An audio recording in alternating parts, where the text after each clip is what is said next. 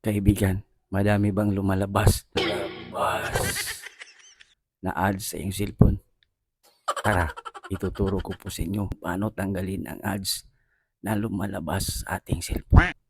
Nangyayari kasi ito sa tuwing pumupunta tayo sa mga website, nag-o-open tayo ng mga apps, nag-o-open tayo ng Facebook. Madalas may madaming ads.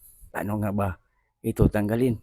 Interesado ka sa ating video? Comment down below at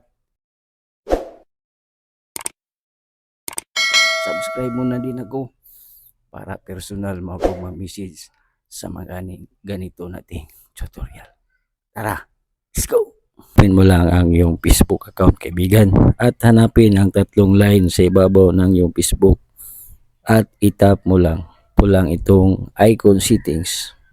Itap mo lang itong account center at itap mo lang itong add preferences at itap mo lang itong manage info at itap mo itong activity information and partners.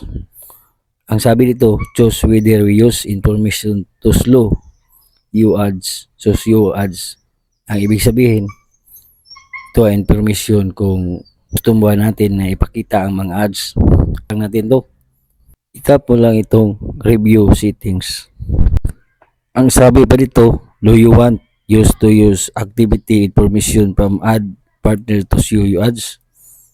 Gusto ba natin na makakita ng mga ads sa ating Facebook? At ito ang pinagpagpipilian. Piliin natin ang no.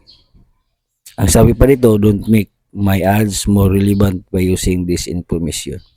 At i-confirm lang natin. At itap lang natin itong where you see ads shown by Meta. Ilagay na natin sa not allowed. Nang sa ganitong paraan, hindi na tayo makakita ng mga ads na parati. Makakita man tayo ng ads, pero bihira lamang. Ganun lang kadali, kaibigan. Comment na din sa inyong nais nating i-content, mga tanong.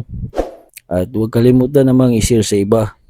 Follow mo na din ako para updated ka palagi sa ating video. Tandaan, ang kalaman ay kayamanan. Ingat sa ang lahat at God bless.